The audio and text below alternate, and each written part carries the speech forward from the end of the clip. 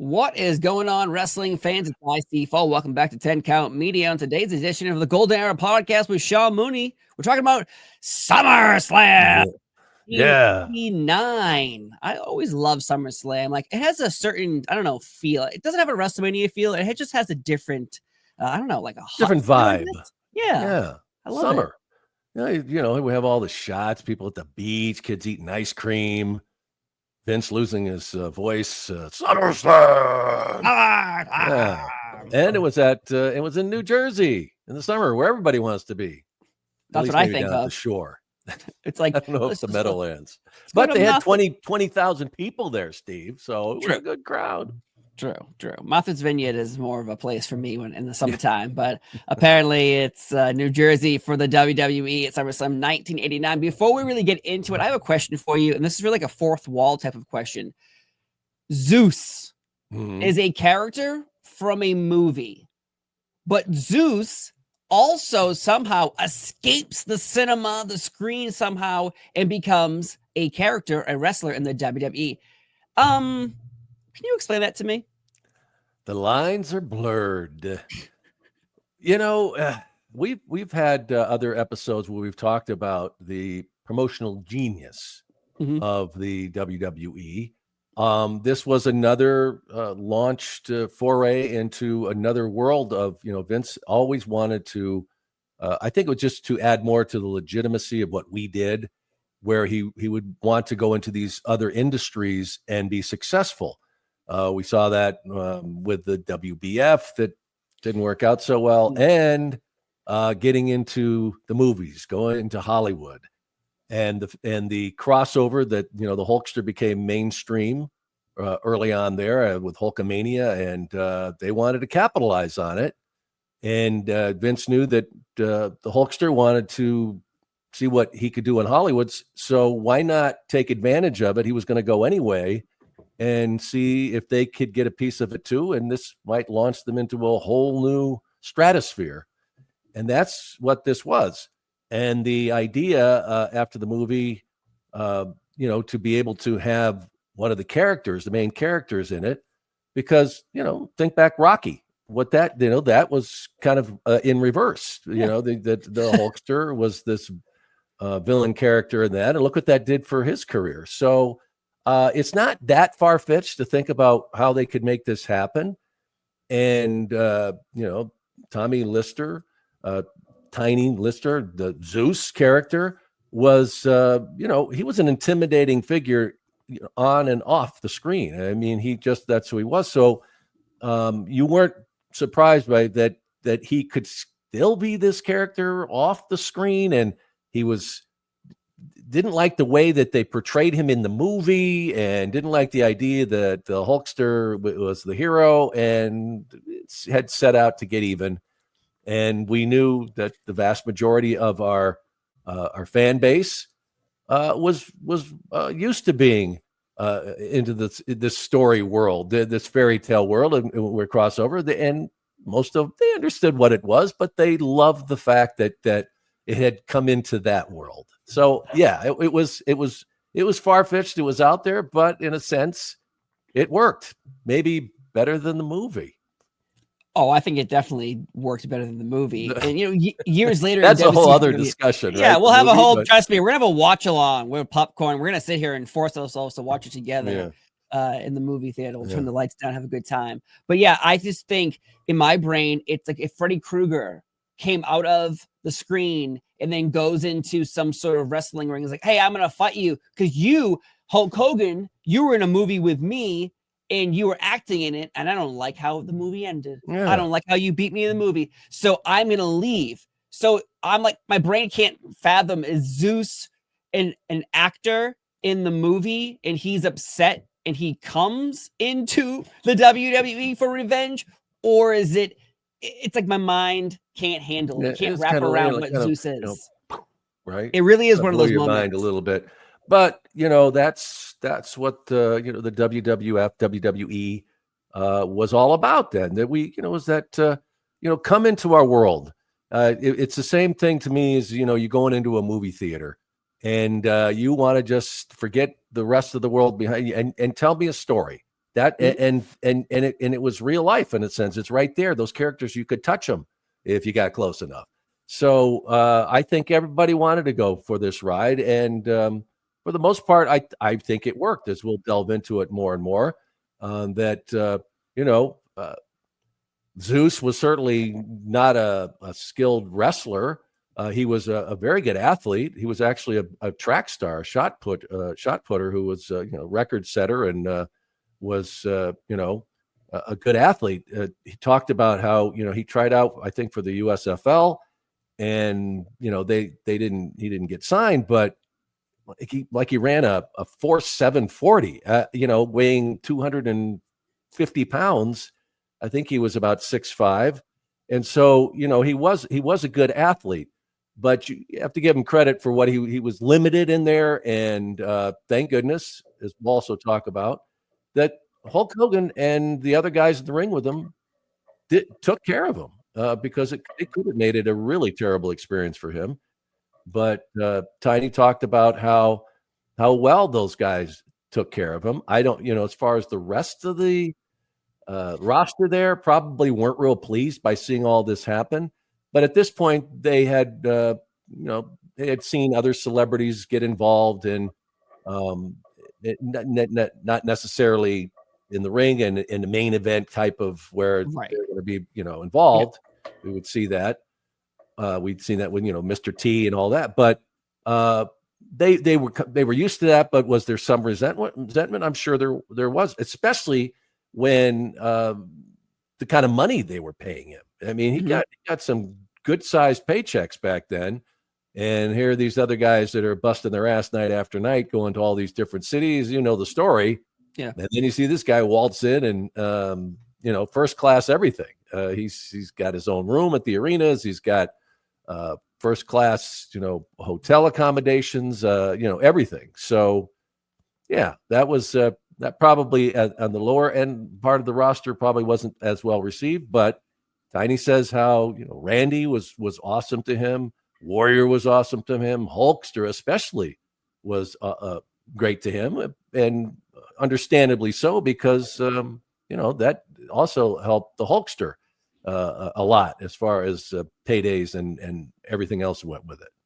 I loved Zeus. Like, I had nothing wrong with the character Zeus and the storylines they had. In my brain, it's just one of those moments of like, wait, because years later in WCW, RoboCop would show up and help Sting, or Chucky would show up on WCW Nitro, and those are made fun of. Those are continuously made fun of, even in today's world, and that's 20-something years ago.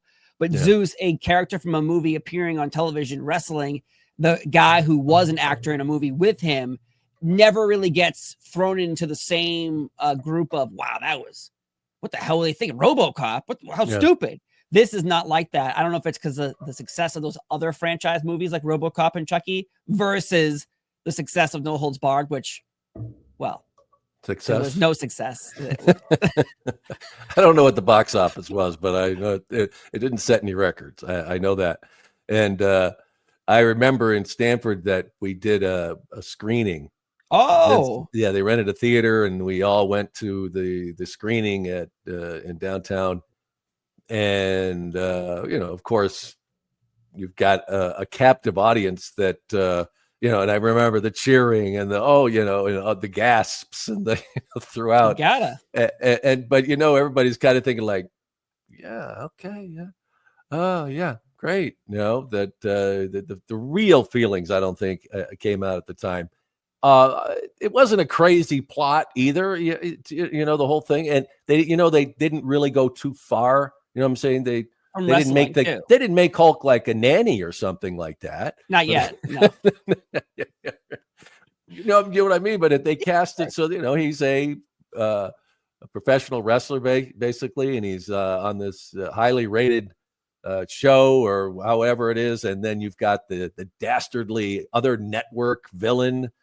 And Crockett. Kurt Fuller, who was a legit actor, who played Brill, or Brell, and and his network is awful, and he wants to get the Hulkster to come and help him over, and Hulk's like, wants nothing to do with it, and so it wasn't the plot of it wasn't that far fetched. And another thing about the character with Zeus we'd seen ferocious characters before in the WWE. So to have somebody like that, that's why I think it worked in a sense that he certainly, if he had been a trained wrestler, somewhere along the lines like the Warlord or the Barbarian, who are these just, horrible, awful,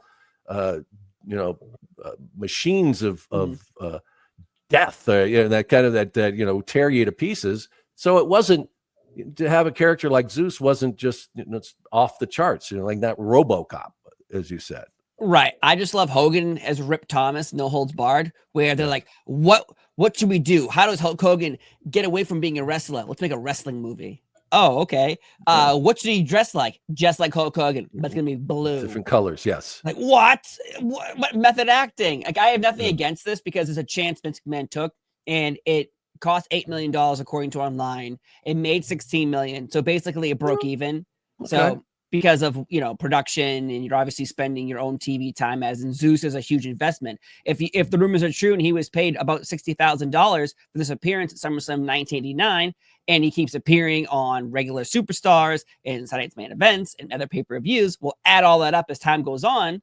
This movie might have paid for itself because of the Zeus Hogan storyline on television and SummerSlam 1989, but the critics weren't happy with this movie at all. They were not kind, but also they weren't going to like anything. They couldn't wait to hate it. Okay, that's true. So that's not even a, and I think that that of course the wrestling fan, which is a pretty good base, then you could count on them, and then other people just wanted to take their kids to a movie that's has Hulk good Hogan. And bad, and evil it tries to endure, and justice prevails in the end. It accomplished what it did. I think that at that point we kind of realized that the Hulkster was not Marlon Brando. Yeah. Yeah. I know that's not him, but that's just funny. But he was going to go on to make other movies. I think he would have been more successful if he was good at it. I mean, we see, what the success of Rock and everything. Rock wouldn't have been successful if he didn't have the chops and be able to do it in front of a camera. And as we've seen other guys do since, but you got to give the Hulkster credit because, he was along the lines of Arnold Schwarzenegger, who was a bodybuilder and became a very successful actor. The Hulkster opened that door for professional wrestlers to really, the first one was really Roddy, but on a bigger stage, it was Hulk Hogan. Agreed. Yeah. And I honestly, it came in number 2 when it came to the box office. It lost to the third Indiana Jones movie. So that kind of makes sense. Like if Indiana Jones maybe didn't come out that week or also was around, maybe we'd have a number 1, but we did not have a number 1. Though, again, I had no problem with Zeus. Not at all. Yeah. But the No Holds Barred movie, again, we talked about it before on Survivor Series 91 podcast, where that whole episode is about promoting this Tuesday in Texas. Yeah.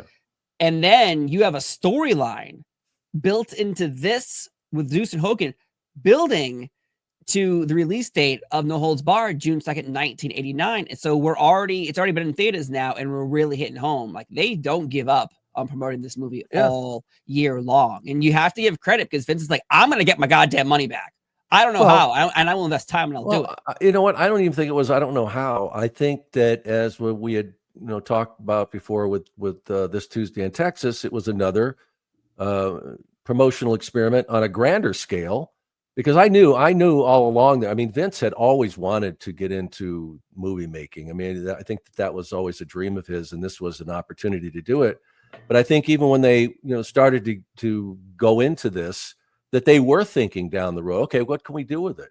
How do we cross promote this? How do we make it so? I don't think it was, all right, well, it didn't do great at the box office. How else can we get some bucks out of this? Right. I think that this was all part of the works of it.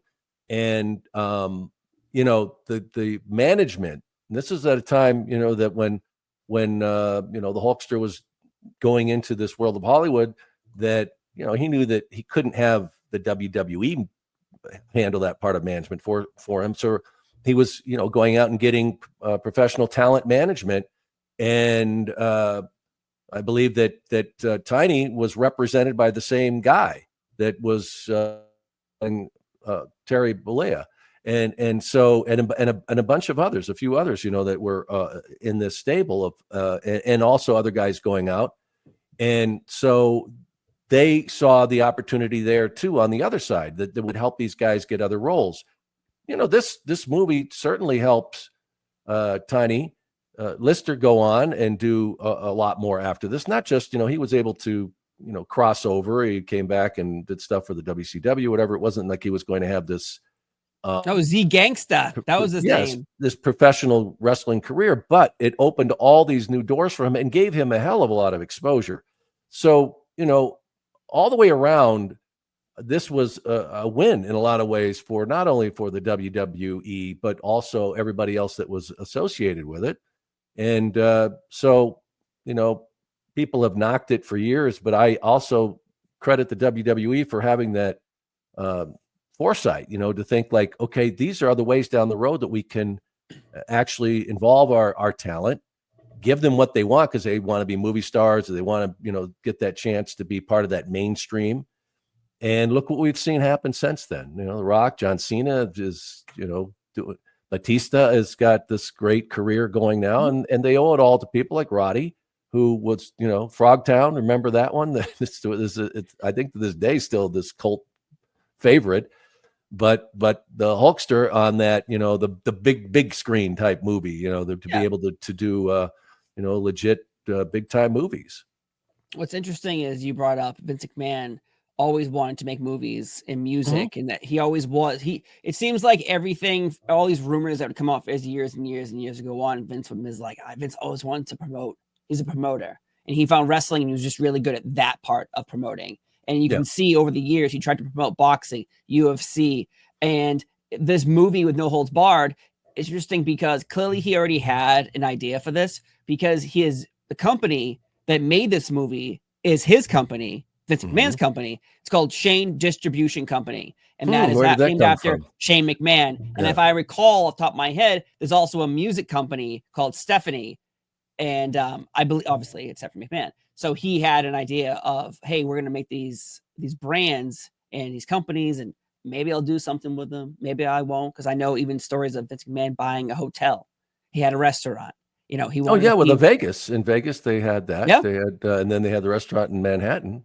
Yeah. So he's tried so many different things. Yeah.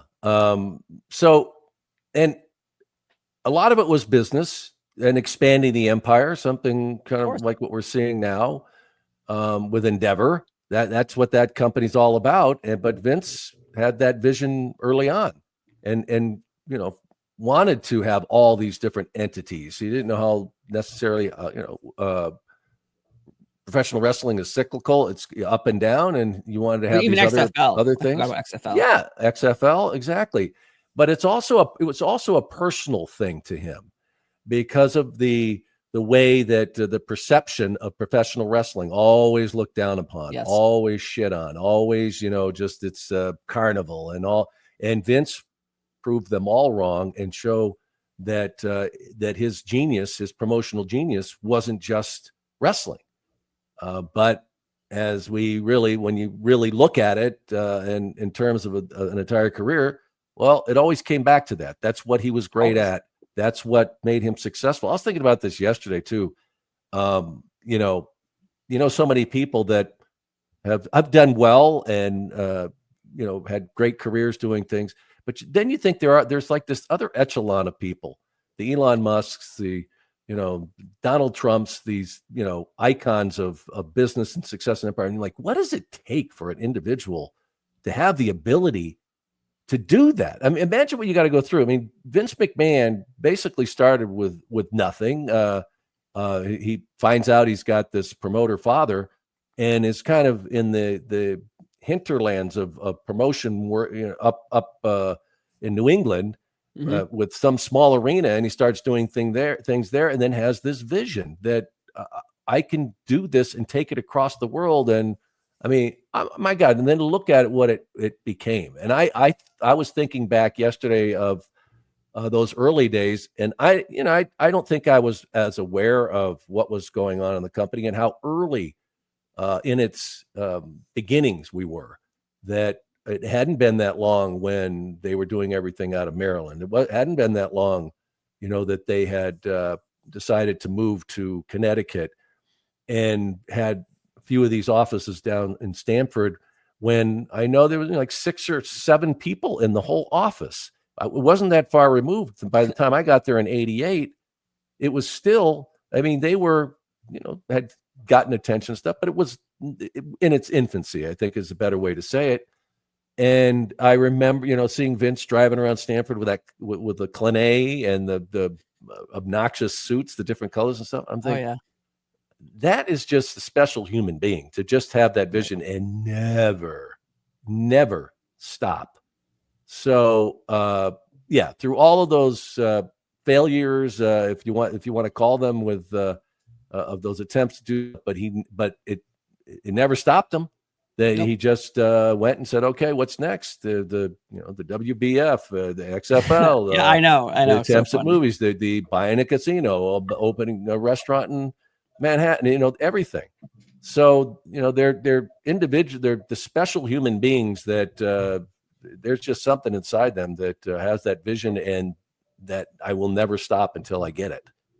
And if you look at No Holds Barred, he broke even. So in reality, he tried something. He got his money back. XFL, the same kind of thing happened there. Boy, did we get off track here, huh? No. SummerSlam 1989 really SummerSlam. SummerSlam 1989. Well, because Zeus, the first thing I thought of, I have to ask him about Zeus and this weird ass fourth wall shit that I'm like wrapped in my brain. I can't get around it. I'm like, he's like movie character, but he's mad at the actor who played that actor in another movie. Like, boom. But this event, SummerSlam 89, it's actually a huge increase from the year before with ratings, 56% increase, which really shows you business is going up. Growing. But the one thing that really makes me angry, Gorilla Monsoon is missing from the broadcast. This is his first time missing a pay-per-view since WrestleMania 1. Do you have any idea why this is happening?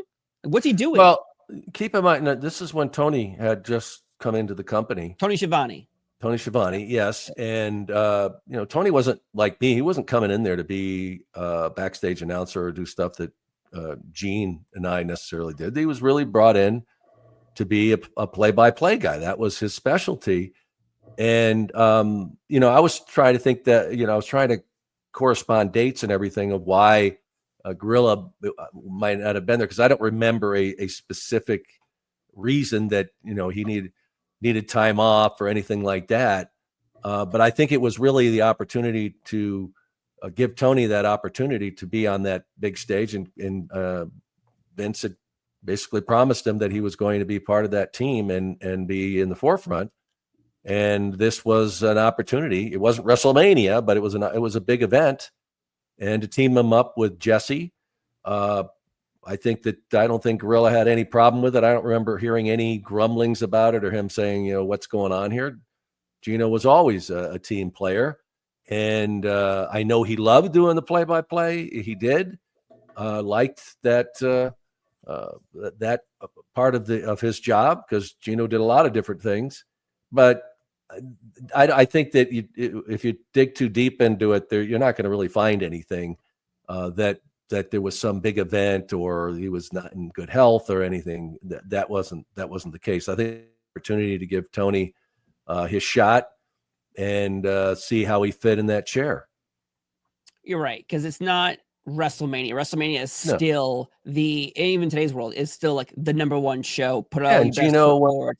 How many more WrestleManias? So it wasn't that. Right. And this was in the doghouse or something. No. Mad at him like he used to do with a lot of announcers, Tony Schiavone, I think, does like the Rumble too. And he's like, they're wearing Mickey Mouse ears, and it's a little fun little moment with Jesse there. But here, it's interesting because there's no Gorilla, and it's just one of those things that sticks out to me. But I think the number one video, meme, GIF that is still shared in today's world happens at this SummerSlam. It involves Mean Gene Okerlund. I was waiting. I should have had a clock here. I was thinking, like, how long before he brings up the fuck it? Yeah, fuck it. Can we say that? I'm sorry. You can say it. You can beat me out, but no, it's fine. That's what happened, folks. Well, so what? Okay, So you're there too. You're at this event. I know you're in the Yes. crowd. We'll talk about that in a second. But because Mean Gene steals the show at the SummerSlam. Sorry, Mooney, not you today. This is interesting because when he yells "fuck it," you're like, wait, what did he just say? Because the sign is he's interviewing Rick Rude. The sign behind him, the SummerSlam sign, it falls down. He swears and it airs. It actually airs. Now, tell me before we get really deep in the weeds, is these types of things, these interviews for wrestlers, these aren't live. These are taped early in the day, correct? No, not all of them. I mean, we talked about this before, and it wasn't, as I've said, Vince liked that authentic, it just happens kind of thing. But pre-tapes helped because it just eased up the production that we needed to do, where you'd have to have another camera in there and take crew to be backstage for that and the whole thing. So we did tape. We did start taping a lot of them, but I always like to refer to them as live to tape. Of course. Because there wasn't 2-3 takes. There wasn't somebody, try saying it this way. I mean, it was just go. But when we did those, and if something would happen, on occasion it did, there's no question about it, that the edict really was, you burned it. If you know what I mean, folks, that means you get rid of it. So there's no chance in hell that it's going to be able to be possibly mistaken for a take and it roll. And whoever was in charge of that machine, and I can tell you that you got names? You got names? The person who aired it? Yeah, right. And he's still having nightmares, I'm sure. But when we would go to a lot of these venues, Philadelphia, Madison Square Garden, the Meadowlands, whatever, these were all union shops. So in many cases, I mean, it was even to the point where when the guys would set up the ring, our crews couldn't touch the stuff. They couldn't touch the apron stuff. They couldn't put up the ring posts. They would have like a ghost person with them, and that person would be with him, and he'd say, "Okay, now you got to do this, and you got to put that up," and then, and then after a while, they'd work with these crews, so these guys basically knew what they're doing, but they weren't allowed to bring their own crew in there, and they'd have them set up. And I'm sure it was the same case with the truck. And what's funny about it, when you look at that that take, is that when the thing falls down and Gene's like, fuck it. And he goes, "Is that $200 an hour?" Well, that he's referring to these, like, was that that must have been a union guy. I mean, but I had an earpiece, as you know, we have what they call IFB. And so this is the way I can keep up on the show. This is how I can hear when they throw it to me. So it's a natural break. I don't have somebody pointing at me or something. I can actually hear what they're saying. So I'm listening to this whole thing, and I hear that, and I'm like, I knew immediately what happened. I knew immediately because I knew we had done these pre-tapes, and that I'm like, oh my God, they rolled the outtake. The one before it. So what, they have these big tape machines, and like in sports, if you see that with a replay, they have a guy that just sits there, and at least back in the day too, they'd go, the director would tell them, "I want a replay." Guy catches a football, whatever, and they just roll this thing back, and they get it. It's on a screen like that. They get it to where they want, and somehow when that take happened, all the guy must have done is rolled it back and kept the tape going, or let it move forward from there, and they took another take. And so when they queued it up, they see Gene there with the guys, and he's ready to go, and they wait, and it's basically like pushing a button. Well, they on the wrong take, they didn't get rid of that one, and that's what you saw. The prop part of it falls off the thing, and and Gene turns around, and you can find it on YouTube where they play the whole thing. It's not just Gene saying "F it." Vince is, of course, listening, and he barks into Jesse's ear, "Say something to cover him." And what does Jesse say? "Oh, that bald-headed guy." somebody's going to be going after to run him down for what he just did. And it's great that somebody finally got, to him. I would have loved to have seen Vince's face when he said that, like, what? You're supposed to say something to cover it, not bury him. And Gene was pissed too that he buried him. It was just like, thanks a lot, So that whole thing was a disaster. But stuff. Shit happens. I'm sorry, but that's kind of the way it was. But I remember hearing it and going, I knew exactly what happened. I was like, oh my God. But all the stuff when I was out in the crowd, though, everything had to was live. And if anybody saw some of the stuff that I experienced out in the crowd, that was fun. That was a blast. So with that though, when you're in the F it thing happens, and again, you've been in the crowd this whole time. You just heard that. And again, this is out there. It's one of the most famous moments from this event. Honestly, God, I think it is the most famous thing from this event. And there's nothing wrong with this event. It's a good matches. It's fun storylines, whatever. But like Mean Gene, Rick Rude steal the show. But with you in the crowd, though, when you have to talk to random people or wrestlers or anything like that, especially here, you're in the crowd. Are you scouting people, or do you have a producer helping you find people? Or like, are you seeing that'd be a good person to interview? Oh yeah. We would definitely set up stuff and have somebody planted.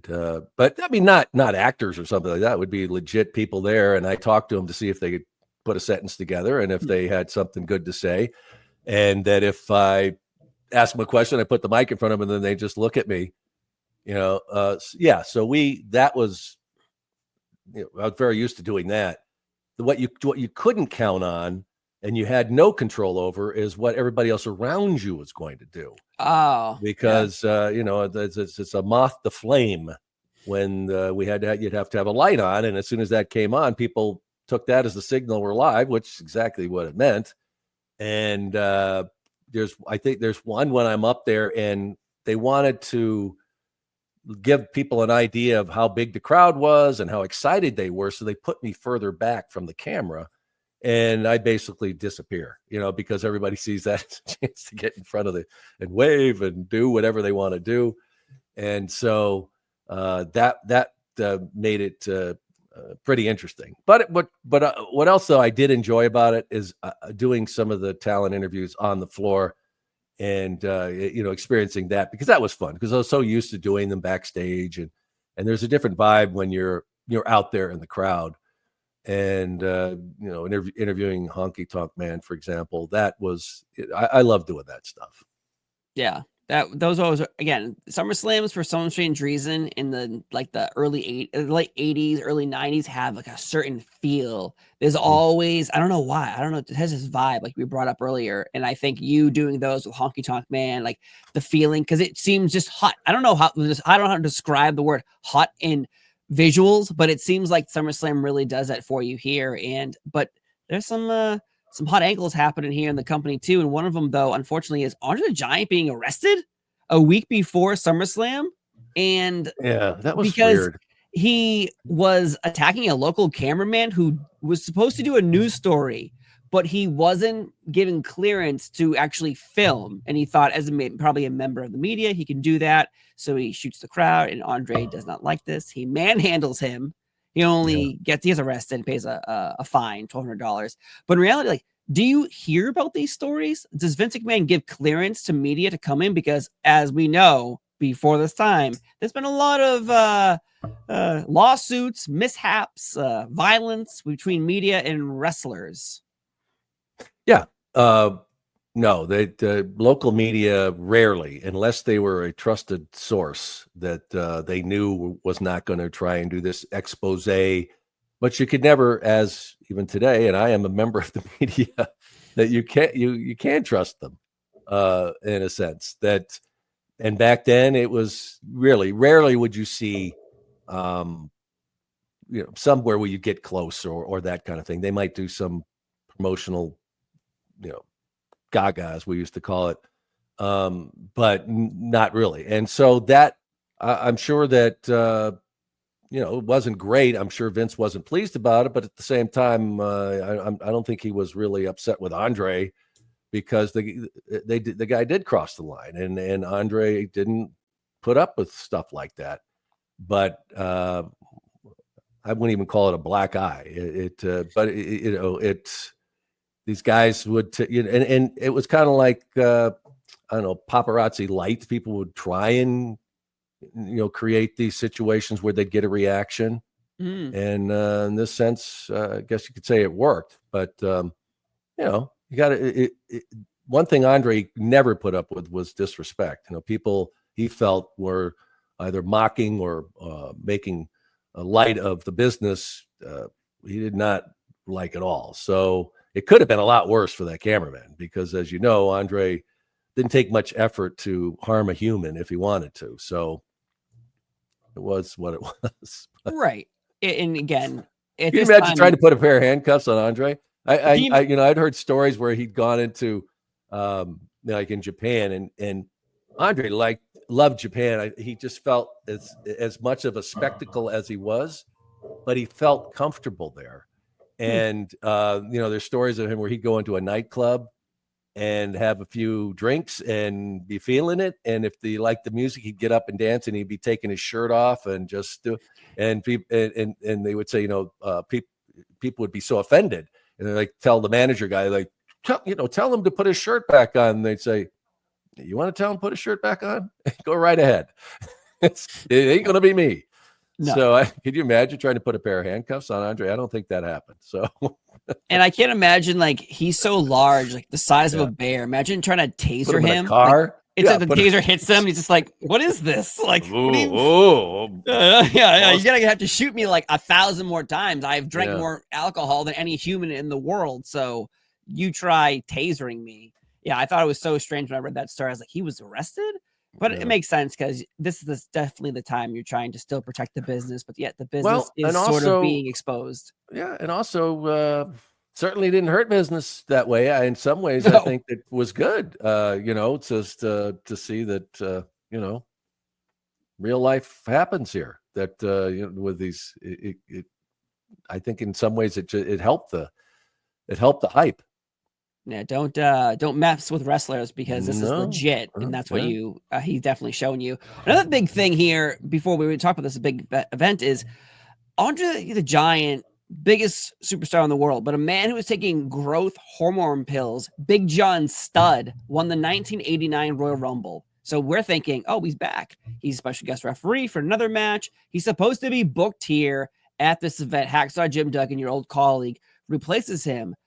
What was up? Do you have any idea what the plans were for Big John Studd at all? Because out of nowhere, he just shows up and wins Royal Rumble. He's been around for a long time, and now he's getting sort of like more storylines, and then he just disappears. Well, I think it was another shot, but as you mentioned, it was short-lived.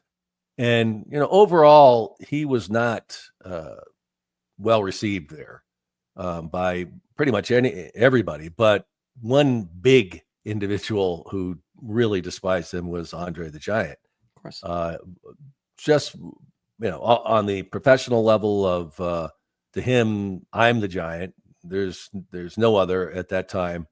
And also he just didn't like him. He just didn't like the way he worked. And so whenever they worked together, man, I mean, Andre, you talk about stiff. There was points where, Studd just ran out of the ring and just went out the back door. Because Andre was going to throttle him and did. It just never worked. And I think that they, he was this huge human. Now, why wouldn't he work well in what we were doing? But as we've said before, everything has to work. It has to go along. You have to be able to not only just perform in the ring, you got stuff backstage has to work as well. And it just never did. That's with Big John Studd. Yeah, it was just so weird to see that happen. It was, and I think it was, just an opportunity, and maybe it could have gone better. But I think they realize a lot of times when those situations, somebody might come back. It didn't take long, as I said before. The agents were very perceptive. All those guys had been in the business forever, and so they got a feel for everything that was going on. Yeah, he's out in June. He's mad about payoffs, and honest to God, I'd be like, you should be happy you're getting paid, sir. Like I know, and I know the history of Giants not liking each other, Haystack Calhoun or going down the line is Giants don't like each other because each Giant thinks they're trying to steal their spot, because in reality, there's only room for one giant guy who can't be body slammed or can't be pushed over, and it's onto the Giant. It's forever going to be him. You can't replace him no matter what. Even if you put lifts in your shoes, it won't happen. Those are rumors. I don't know if he really did.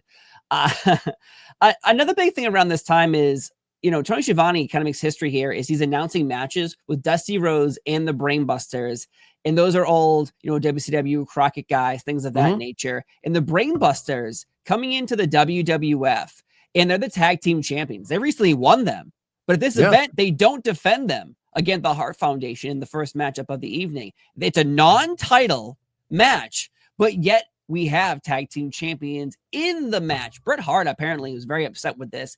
With Vince McMahon saying, "I'm going to lose at SummerSlam, and it's non-title." Like, first off, I want your thoughts on why would someone ever have a championship and not defend it, even when you win the match, which makes no sense to me. But also, why wouldn't you? I guess the question is, why wouldn't you?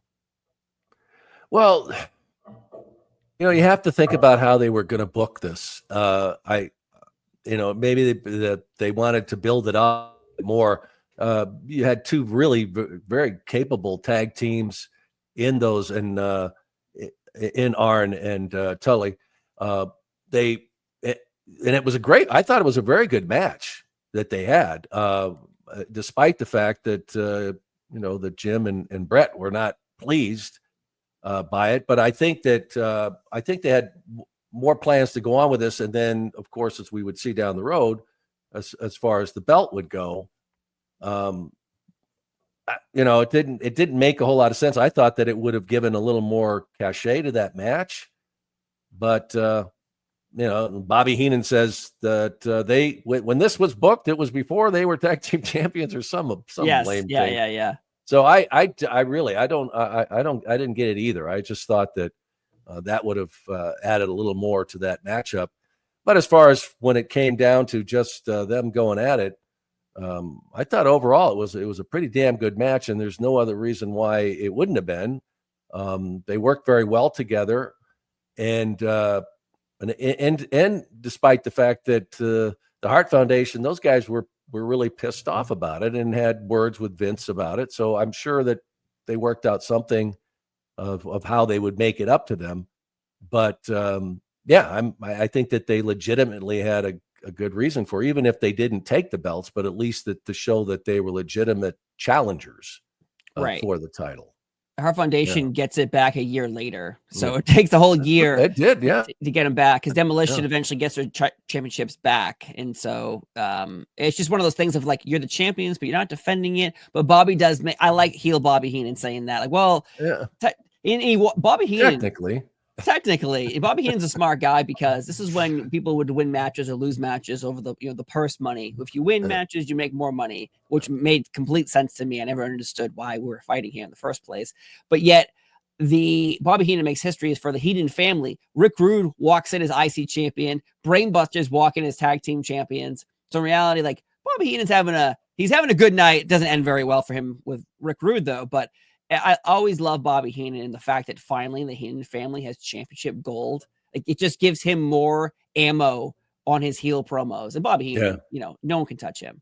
Yeah. And I love the fact that this is one time he wants to go by the rules. Well, we would love to have them, but we'd love to put them on the line. But, we got to go by. We can't. And before we move on, though, you mentioned Tony Schiavone, and I think that this is, we really should go a little deeper into him and that connection of guys coming north, I guess. And I've often thought about it that, Tony had a short stay there. I think it was about a year that he was there. And I often wonder what would have happened if he would have stayed. I think that that he would have, gotten an opportunity to really have cemented himself with the WWE. And I know it's a great regret of his. Every time I've ever talked to him, he always says how, it's the one thing I wish I would have stayed. Oh, yeah. At the time, it was different for him. He has a large family. They had moved up to Stanford. I'm sure it was a culture shock for them and having to adjust to so many different things. And I think that if he would have given it more time, and, that's like anything else, you really have to, I think about my first year there and how insane that was. And I know if I wouldn't have stuck with it, I would have certainly regretted it.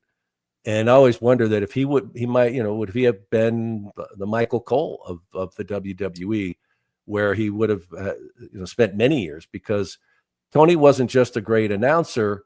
He was also a producer. He's everywhere he's gone, he's also been a producer. And I remember back then he was doing, helping out with Coliseum home videos. I remember he produced a bunch of them with me, and that's how I got to be close with him. We didn't get to do a whole lot of stuff on camera. There's stuff out there. We did, I think one time we hosted Primetime and we did some things, but he got that opportunity. I thought he worked well with Jesse. It's hard when you just get bounced into something like that, when it takes many, many events when you're doing a team like that. Mm-hmm. But I've often wondered, and I'm sure Tony has as well, but what kind of an impact he could have had in a tenure that he could have had with the WWE. Things changed differently, and of course, we've seen it all work out very well for Tony at this point. But I missed him when he left. I really enjoyed working with him then, and I've always said that to him, that it was great when he was in Stanford. It was just another great group of part of a group of people that were there, and I think that he fit right in. But I just think at the time, they were him and his wife were. It was just a strange world for them, and he got an opportunity to go back and took it and regretted it.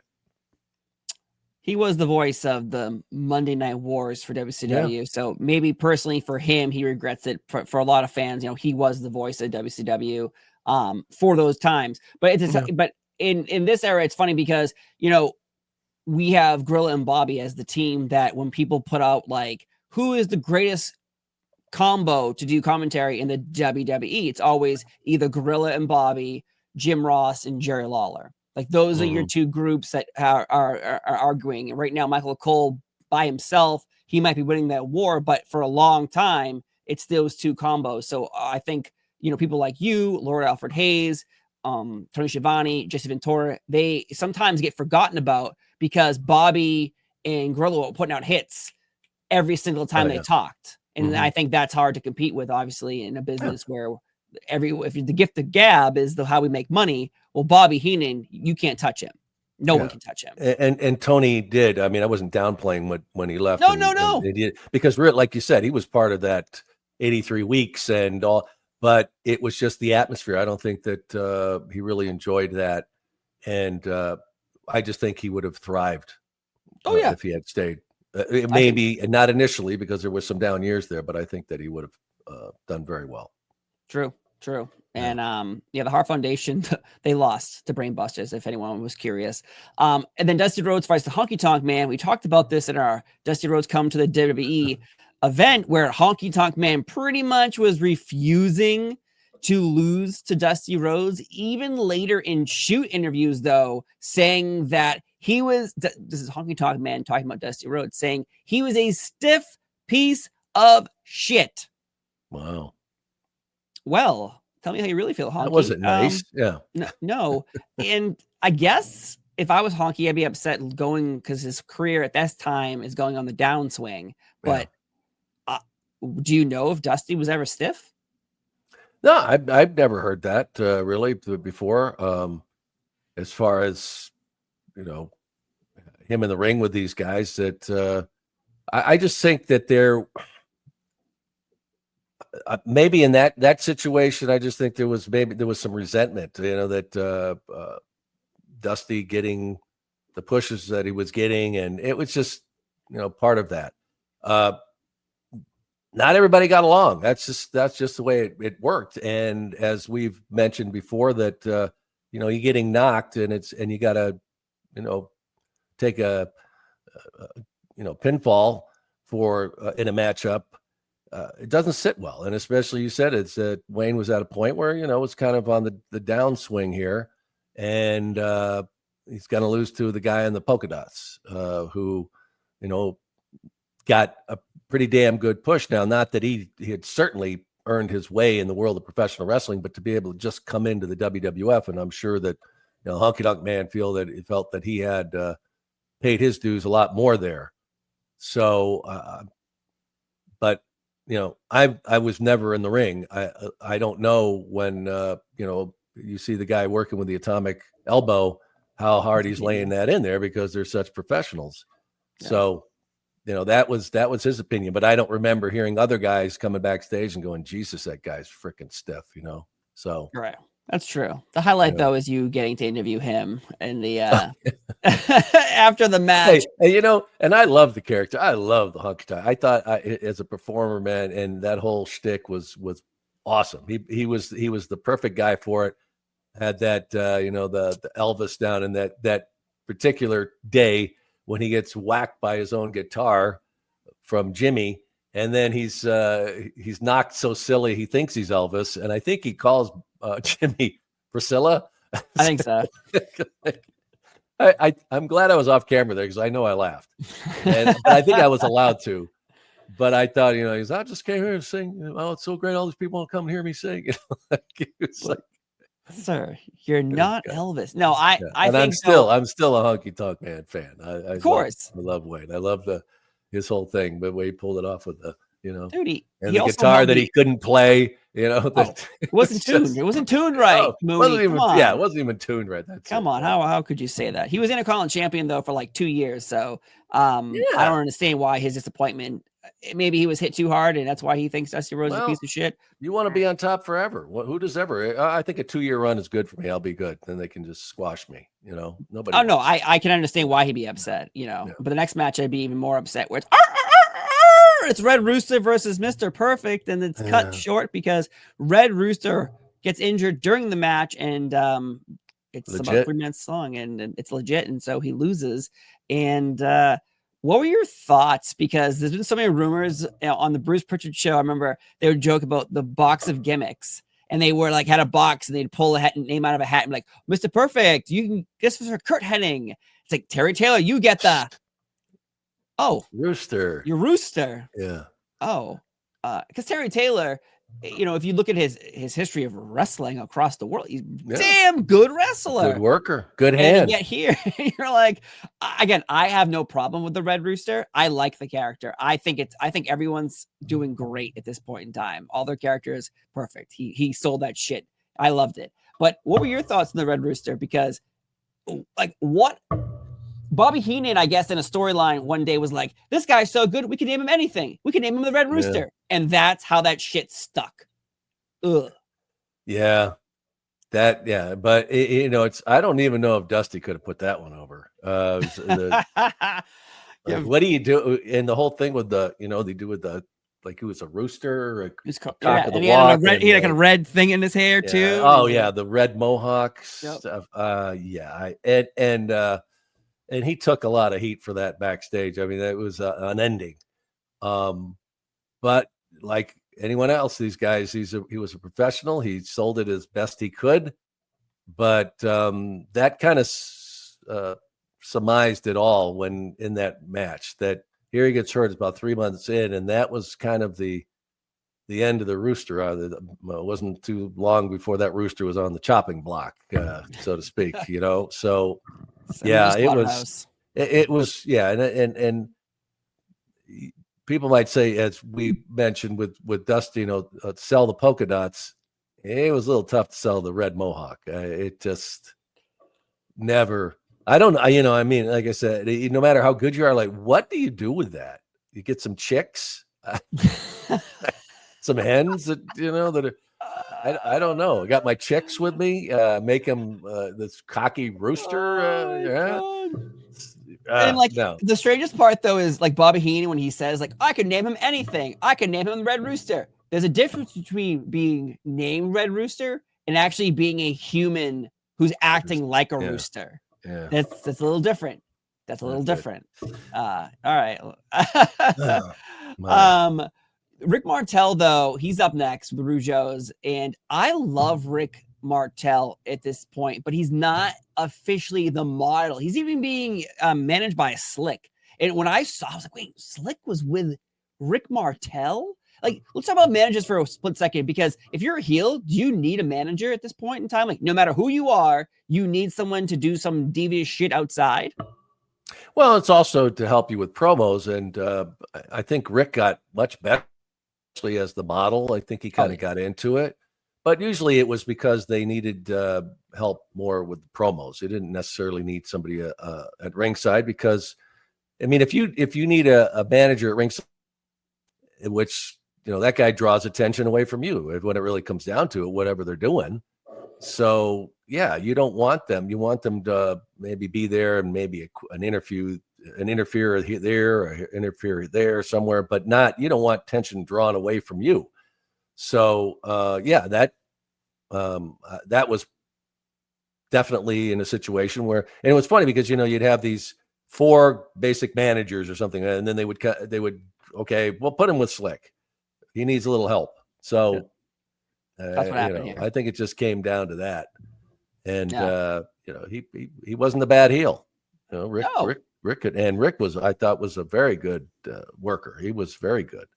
Oh my God. By Survivor Series, he is the Rick, the model Martel. This is when the Strike Force recently broke up. So it's Rick Martel and the Rougeau brothers defeating Tito Santana and the Rockers. Mm-hmm. And, you know, it's sad we never got a Tito and Rick Martel match one-on-one, but, you know, whatever. From here, though, we go into like a rematch from WrestleMania 5. It's Ultimate Warrior looking to regain his Intercontinental Championship back from Rick Rude. Rick Rude loses the gold here. Warrior becomes champion one more time, and he holds it up until we reach WrestleMania 6, which is crazy. And you know, this is one of those selling points of, we talked about Warrior like a million times over, but this Rick Rude and Ultimate Warrior, like, they seem attached at the hip. They fight 3 times on pay-per-view in their careers together in the WWF. Like, what is the reasoning, you think, why this combo keeps working? Is it one guy is just a huge, massive, muscular man warrior, and Rick Rude also has muscles and he's a devious heel, and that's it? Like, I don't really see a connection between these two that I'm like, man, I can't wait to watch this. Yeah, and I think that overall that was kind of the feeling, but at the same time, I don't think Rick gets a lot of credit for how good he was and what he could do to help put these guys over. And you know, there was legit heat between those two. More than Rick Rude, who was not a big guy, really, when it came down to it. He had the muscles and everything, but he wasn't like a big guy. I mean, maybe he weighed 220 or something. I don't know, but I'm just saying I compare it to the rest of these guys. Of course, Warrior's gigantic. Yeah, but Rick was old school. He was one of those guys, you know, hanging back and with these guys, you know, from the bad old days, and he could go, man. You piss that guy off, he had no problem going at it. And there were a few occasions where he, you know, basically Stone Cold just, you know, smacked the Warrior and was really stiff with him out there because Warrior did what he did. And I think that some of that was to get Warrior in line, because they knew that Rick could do it, and they, you know, he helped Jim have some pretty good matches. So I think that was part of it. And it to benefit Rick, it gave him an opportunity to be in the mix for the strap, you know, to have a title. So I think it worked out both ways, and obviously that they had him in those situations 3 times. It worked. As we've always said, that if it doesn't with the crowd, then it's just not, you know, they're not going to do it. So that combination worked. That's a good point, because in Royal Rumble 89, they have a pose down. WrestleMania 5, they wrestle. SummerSlam 89, which we're talking about, they wrestle. SummerSlam 1990, they wrestle. Championship gold is on the line on all 3 matches, except for the bodybuilding contest, which we'll have to discuss at some point, because we'll have to do a pose down ourselves, and I think I'd beat you. Just, whatever. Rick Rude, but I'll say, like, Rick Rude was not a fan of the war. There was no love lost between them, and I don't think that really ever changed. Maybe some respect was earned at some point, but overall, I don't think that there was a lot of love there. No, I wouldn't think so. Greg the Hammer Valentine defeats Hercules next, and I love the storyline that involves rugged Ronnie Garvin, where President Jack Tunney, a prestigious president, he has ideas where Ronnie lost a match to Greg the Hammer Valentine. He had to retire. Like, he had to retire. He was no longer an active wrestler. So Jack Tunney and his genius is like, well, you need a job, don't you, pal? You could be a referee. We'll only put you refereeing Greg the Hammer Valentine matches. Oh, you're cheating. You're hurting Greg. Okay. You'll be a ring announcer, but only for Greg the Hammer Valentine matches. Oh, that didn't work out. Timekeeper. Oh, for Greg the Hammer Valentine matches. Oh, that doesn't work out. Listen, I'm gonna say it right now. We need to impeach 1989 Jack Tunney right now. I'm just saying. Yeah, I would say the word mismanaged was that opportunity with Ronnie Garvin, because he's another example of a guy that was huge in other organizations. I mean, just well over a great worker, and I don't think he ever really got past the, mid-card rating, basically, with the WWE. I don't know why he wasn't a different character really when he came to the WWE, but never really got over. Had some great matches with Greg. Greg Valentine was great in the ring, and I think that they, that whole angle with them all worked, but it just never happened for Ronnie Garvin, which was kind of surprising because he was over huge down south. Yeah, it's about the Garvin stomp, though. To me, when Randy Orton started using it years ago, I was like, oh my God, he's doing the Garvin stomp. Yeah. And maybe it's someone else did it too. Maybe his father did it. But for me personally, as a WWF fan, I knew that move from rugged Ronnie Garvin in the WWF around this time.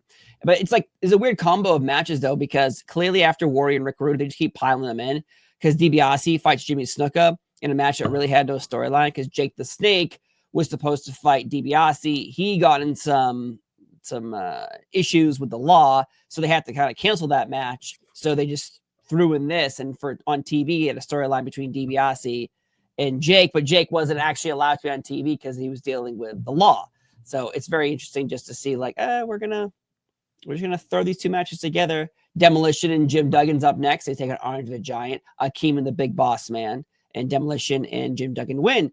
But again, we mentioned earlier, Duggan replaces Big John Studd. But this is when Duggan he beat King Haku, so it's King Duggan. And they have the face paint on, and they look. There was at one point where I didn't know how many more gimmicks you could put on, Hacksaw. Yeah, the 2x4, the crown, the face paint. It's like he was like Captain Gimmick. Hey, talking about a box of gimmicks. He had them all at one point. Oh, and the flag. Got to have the flag in there. He had the flag too. Yeah, he had a whole suitcase just for the gimmicks.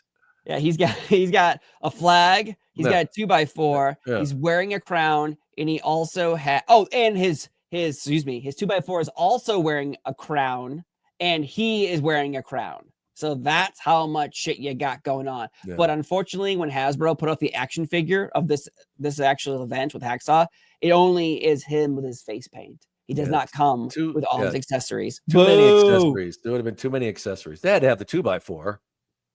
No, wasn't even a 2x4 with that action figure? Nope, not in this picture.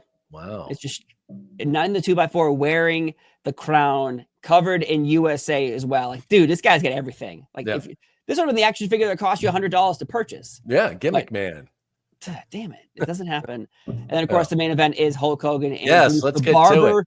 Brutus the Barber Beefcake versus Randy Savage and Zeus. It's the main event. Hogan and Beefcake do win the matchup, and Brutus the Barber Beefcake, we've talked about it before. Does it pay to be Hulk Hogan's best friend or friend? Boy, it sure did then, for sure. Yeah, and not a friend to the doesn't seem, but boy, at the time it paid big dividends for Brutai. No question about it.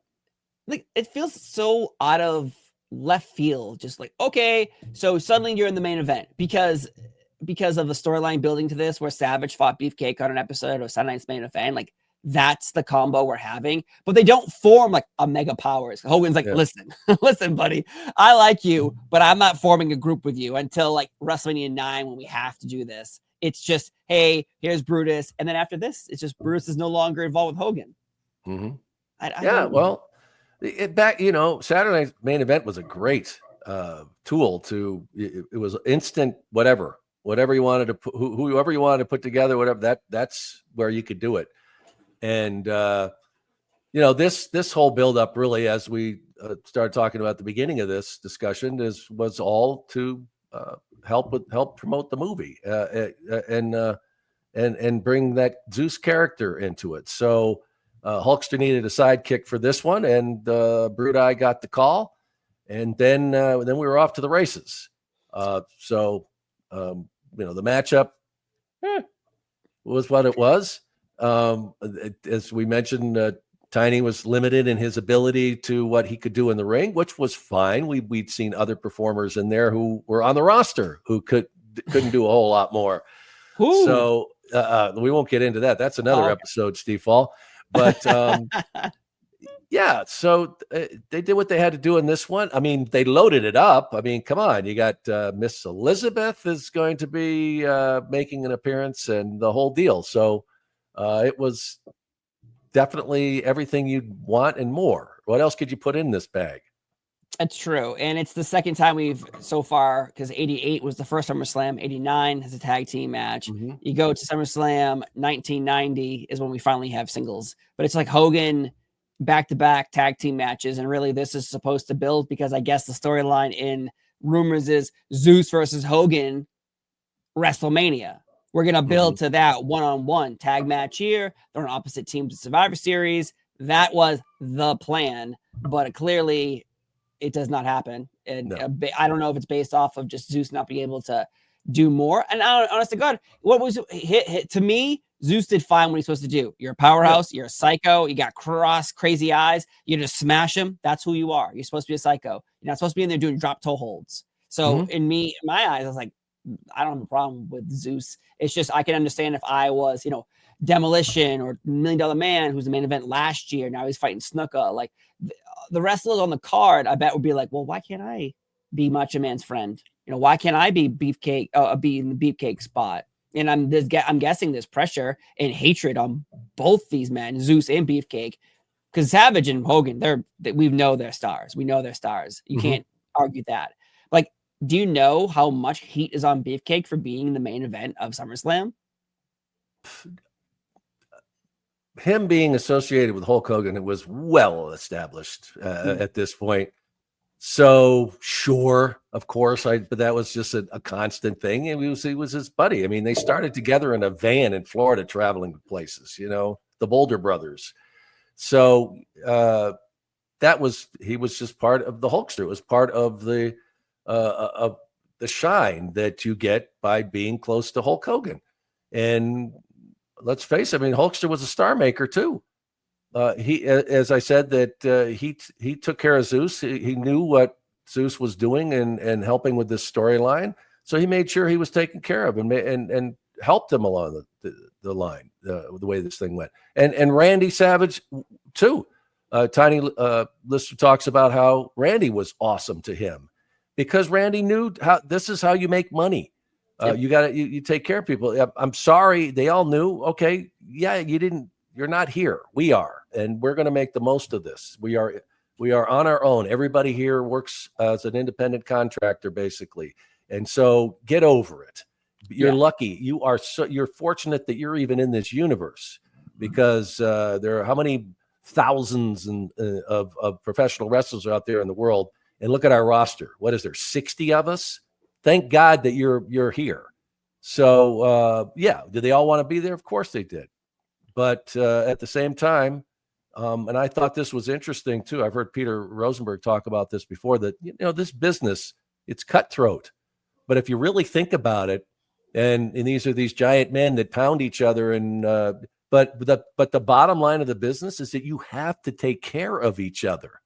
Mm-hmm. Bottom line, you have to take care of each other out there in the ring. You've got to be great with how you do things. You got to make people, you two have to make people believe this out there, or how many there are of you in the ring.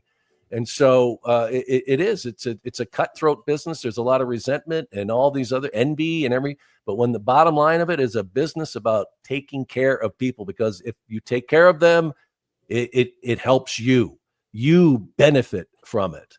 So all that was involved. That was part of your living in the world of professional wrestling. It didn't matter if you were the WWE or the WCW, wherever the hell you were, that existed.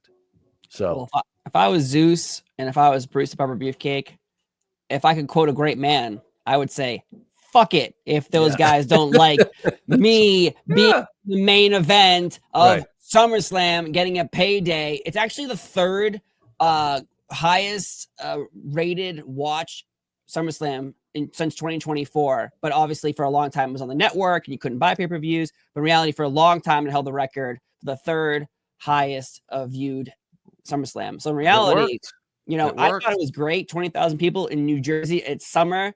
That sounds like fun. But in reality, I've had a great time talking to you about everything from how Zeus broke from the movie screen to become a professional wrestler, to Hacksaw Jim Duggan being Mr. Merchandise, to Tony Schiavone showing us that he's an ace and he deserves his flowers in the WWF, definitely. Yes. But in reality, I'm Steve Fall. He's Sean Mooney. Have a wonderful day. And thank you for watching our talk about SummerSlam 1989. Have a great day, folks. We'll see you next time. Bye-bye.